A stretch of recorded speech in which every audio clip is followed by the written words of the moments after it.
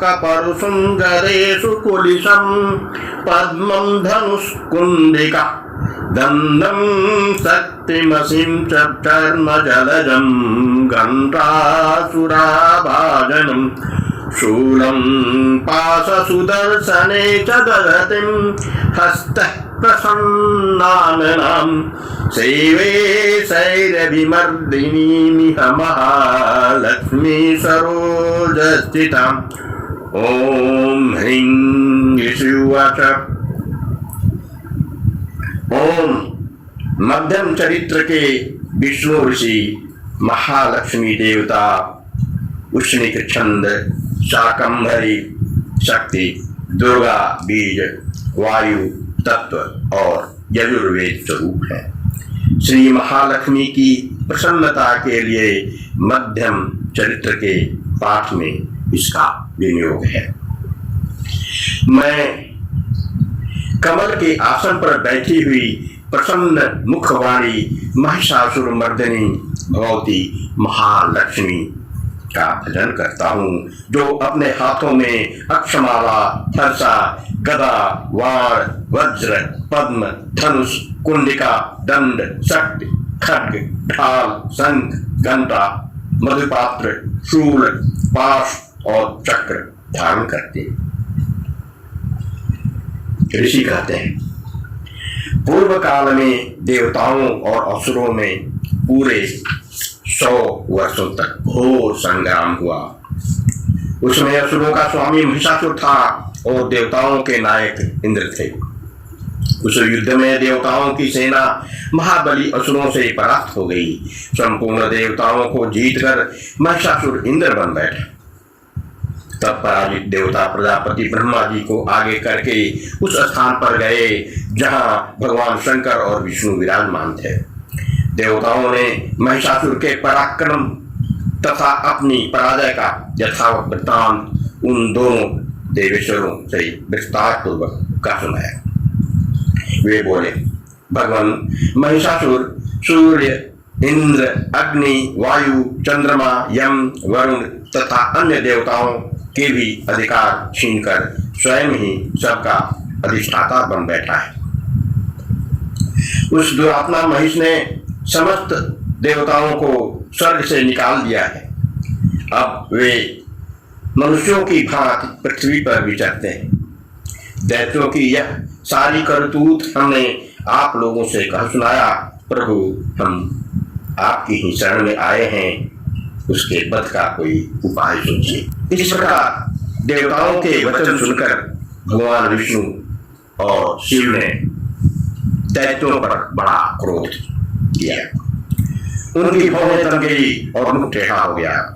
तब अत्यंत क्रोध में भरे हुए चक्रपाणी श्री विष्णु के मुख से एक महातेज प्रकट हुआ। इसी प्रकार ब्रह्मा, शंकर तथा इंद्र इत्यादि अन्य देवताओं के शरीर से भी बड़ा भारी तेज निकला। वह सब मिलकर एक हो गया। महान तेज का वह पुंज जादल्यमान पर्वत सा जान पड़ा। देवताओं ने देखा, वहां उसकी ज्वालाएं संपूर्ण दिशाओं में व्याप्त हो रही थी। संपूर्ण देवताओं के शरीर से प्रकट हुए उस तेज की कहीं तुलना नहीं थी।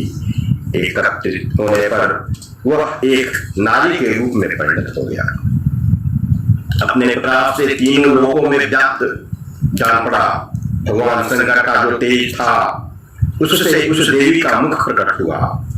यमराज जी के तेज से उसके सिर में बाल निकल आए। श्री भगवान विष्णु के तेज से उसकी भुजाएं उत्पन्न हुई। चंद्रमा के तेज से दोनों स्तनों का और इंद्र के तेज से मध्य भाग कटि प्रदेश का प्रादुर्भाव हुआ। वरुण के तेज से जंघा और पिंडली तथा पृथ्वी के तेज से नितंब भाग प्रकट हुआ। ब्रह्मा के तेज से दोनों चरण और सूर्य के तेज से उसकी अंगुलियां हुई। वसुओं के तेज से हाथों की उंगलियां और कुबेर के तेज से नासिका प्रकट हुई। उस देवी के दांत प्रजापति के तेज से तथा तीनों नेत्र अग्नि के तेज से प्रकट हुए। उसके भौहें संध्या के और कान वायु के तेज से उत्पन्न हुए। इसी प्रकार अन्य देवताओं के तेज से भी उस कल्याणमयी देवी का आविर्भाव हुआ। तदंतर समस्त देवताओं के तेज पुंजों से प्रकट हुई देवी को देखकर महिषासुर से सताए हुए देवता बहुत प्रसन्न हुए। पिनाकधारी भगवान शंकर ने अपने शूल से एक शूल निकाल कर उन्हें दिया। फिर भगवान विष्णु ने भी अपने चक्र से चक्र उत्पन्न करके भगवती को अर्पण किया। वरुण ने भी शंख भेंट किया। अग्नि ने उन्हें शक्ति दी और वायु ने धनुष तथा बाण से भरे हुए 2 तरकश प्रदान किए। सहस्त्र नेत्रों वाले देवराज इंद्र ने अपने वज्र से वज्र उत्पन्न करके दिया और ऐरावत हाथी से उतार कर एक घंटा भी प्रदान किया। यमराज ने कालदंड से दंड, वरुण ने पाश, प्रजापति ने स्फटिकाक्ष की माला तथा ब्रह्मा जी ने कमंडलू भेंट किया। सूर्य ने देवी के समस्त रोमकूपों में अपनी किरणों का तेज भर दिया। काल ने उन्हें चमकती हुई ढाल और तलवार दी।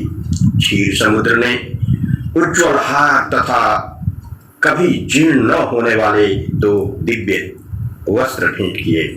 साथ ही उन्होंने दिव्य चूड़ामणि, 2 कुंडल, कड़े, उज्ज्वल अर्धचंद्र, सब बाहुओं के लिए केयूर, दोनों चरणों के लिए निर्मल नूपुर, गले की सुंदर हंसली और सब अंगुलियों में पहनने के लिए रत्नों की बनी अंगूठियां भी दी। विश्वकर्मा ने उन्हें अत्यंत निर्मल फरसा भेंट किया। साथ ही अनेक प्रकार के अस्त्र और अभेद्य कवच दिए। इनके सिवा मस्तक और वक्षस्थल पर धारण करने के लिए कभी न कुंभलाने वाली कमलों की मालाएं दी। जलज ने उन्हें सुंदर कमल का फूल भेंट किया। हिमालय ने सवारी के लिए सिंह तथा भांति भांति के रत्न समर्पित किए। धनाध्यक्ष कुबेर ने मधु से भरा हुआ पान पात्र दिया तथा संपूर्ण नागों के राजा शेष ने, जो इस पृथ्वी को धारण करते हैं, उन्हें बहुमूल्य मणियों से विभूषित नागहार भेंट किया। इसी प्रकार अन्य देवताओं ने भी आभूषण और वस्त्र देकर देवी का सम्मान किया।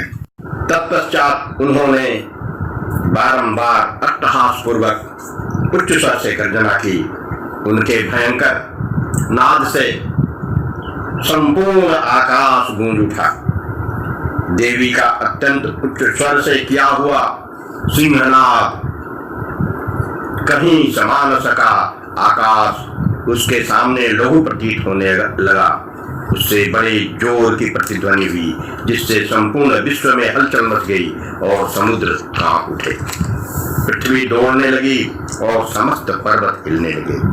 उस समय देवताओं ने अत्यंत प्रसन्नता के साथ सिंहवाहिनी भवानी से कहा, देवी तुम्हारी जय हो। साथ ही महर्षियों ने भक्ति भाव से विनम्र होकर उनका स्तमन किया। संपूर्ण त्रिलोकी को क्षोभग्रस्त देख दैत्यगण अपनी समस्त सेना को कवच आदि से सुसज्जित कर हाथों में हथियार ले सहसा उठकर खड़े हो गए। उस समय महिषासुर ने बड़े क्रोध में आकर कहा, आह यह क्या हो रहा है। फिर वह संपूर्ण असुरों से घिरकर उस सिंहनाद की ओर लक्ष्य करके दौड़ा और आगे पहुंचकर उसने देवी को देखा, जो अपनी प्रभा से तीनों लोगों को प्रकाशित कर रही थी। उनके चरणों के भार से पृथ्वी दबी जा रही थी। माथे के मुकुट से आकाश में रेखा सी खींच रही थी तथा वे अपने धनुष की टंकार से 7 पातालों को क्षिप्त किए देती थी। देवी अपनी हजारों भुजाओं से संपूर्ण दिशाओं को आच्छादित करके खड़ी थी। तदंतर उनके साथ दैत्यों का युद्ध छिड़ गया। नाना प्रकार के अस्त्र शस्त्रों के प्रहार से संपूर्ण दिशाएं उद्भासित होने लगी। चिक्षुर नामक महान असुर महिषासुर का सेना नायक था। वह देवी के साथ युद्ध करने लगा। अन्य दैत्यों की चतुरंगिनी सेना साथ लेकर चामर भी लड़ने लगा। 60,000 रथियों के साथ आकर उदग्र नामक महादैत्य ने लोहा लिया। 1 करोड़ रथियों को साथ लेकर महाहनु नामक दैत्य युद्ध करने लगा, जिसके रोए रोए तलवार के समान तीखे थे। वह असिलोना नामक महादैत्य 5 करोड़ रथी सैनिकों सहित युद्ध में आ डरा। 7 लाख रथियों से घिरा हुआ बाष्कल नामक दैत्य भी उस युद्ध में लड़ने लगा। परिवारित नामक राक्षस हाथी सवार और घुड़सवारों के अनेक दलों तथा 1 करोड़ रथियों की सेना लेकर युद्ध करने लगा। बिडाल नामक दैत्य 5 अरब रथियों से घिर कर लोहा लेने लगा। इनके अतिरिक्त और भी हजारों महादैत्य रथ, हाथी और घोड़ों की सेना साथ लेकर वहां देवी के साथ युद्ध करने लगे। स्वयं महिषासुर उस रणभूमि में कोटि कोटि सहस्त्र रथ, हाथी और घोड़ों की सेना से घिरा हुआ खड़ा था। वे दैत्य देवी के साथ तोमर, भिंदीपाल, शक्ति, मूसल, खड्ग, परफ और पट्टिस आदि अस्त्र शस्त्रों का प्रहार करते हुए लड़ रहे थे। कुछ दैत्यों ने उन पर शक्ति का प्रहार किया, कुछ लोगों ने पास फेंके तथा कुछ दूसरे दैत्यों ने खड्ग प्रहार करके देवी को मार डालने का उद्योग किया। देवी ने भी क्रोध में भरकर खेल खेल में ही अपने अस्त्र शस्त्रों की वर्षा करके दैत्यों के वे समस्त अस्त्र शस्त्र काट डाले। उनके मुख पर परिश्रम या थकावट का रंच मात्र भी चिन्ह नहीं था। देवता और ऋषि उनकी स्तुति करते थे और वे भगवती परमेश्वरी दैत्यों के शरीरों पर अस्त्र शस्त्रों की वर्षा करती रही। देवी का वाहन सिंह भी क्रोध में भरकर गर्दन के बालों को हिलाता हुआ असुरों की सेना में इस प्रकार विचरने लगा मानो वनों में दावानल फैला हुआ। रणभूमि में दैत्यों के साथ युद्ध करती हुई अंबिका देवी ने जितने निश्वास छोड़े वे सभी तत्काल सैकड़ों हजारों गणों के रूप में प्रकट हो गए और परश, भिंदीपाल, खड्ग तथा पट्टिस आदि सहस्त्र अस्त्रों द्वारा असुरों का सामना करने लगे। देवी की शक्ति से बढ़े हुए वे गण असुरों का नाश करते हुए नगाड़ा और शंख आदि बाजे बजाने लगे। उस संग्राम महोत्सव में कितने ही गण मृदंग बजा रहे थे। तदंतर देवी ने त्रिशूल से, गदा से, शक्ति की वर्षा से और खड्ग आदि से सैकड़ों महादैत्यों का संहार कर डाला। कितनों को घंटे के भयंकर नाद से मूर्छित करके मार गिराया। बहुतेरे दैत्यों को पास से बांधकर धरती पर घसीटा। कितने ही दैत्य उनकी तीखी तलवार की धार से 2-2 टुकड़े हो गए। कितने ही गदा की चोट से घायल हो धरती पर सो गए। कितने ही मूसल की मार से अत्यंत आहत होकर रक्त वमन करने लगे। कुछ दैत्य शूल से छाती फट जाने के कारण पृथ्वी पर ढेर हो गए। इस प्रकार रणांगण में बाण समूहों की वृक्ष से कितने ही असुरों की कमर टूट गई। बाज की तरह झपटने वाले देव पीड़क दैत्य बोलने लगे। किन्हीं की बाहें छिन्न भिन्न हो गईं, किन्हीं की गर्दनें कट गईं। कितने ही दैत्य मस्तक जगह जगह गिरने लगे। कुछ लोगों के शरीर मध्य भाग से ही विदीर्ण हो गए, टुकड़ों में बट गए। कितने ही महादैत्य जांघें कट जाने से पृथ्वी पर गिर पड़े। कितनों को ही देवी ने एक ही बार, एक पैर और एक नेत्र वाला करके 2 टुकड़ों में चीर डाला। कितने ही दैत्य मस्तक कट जाने पर ही भी गिरकर फिर उठ जाते और केवल धड़ के रूप में अच्छे अच्छे हथियार हाथ में ले देवी के साथ युद्ध करने लगते थे। दूसरे खम्बंद युद्ध के बादलों की लय पर नाचते थे। कुछ के धड़ नगाड़ों के ध्वनि पर नाचते हुए, नृत्य करते हुए देखे गए।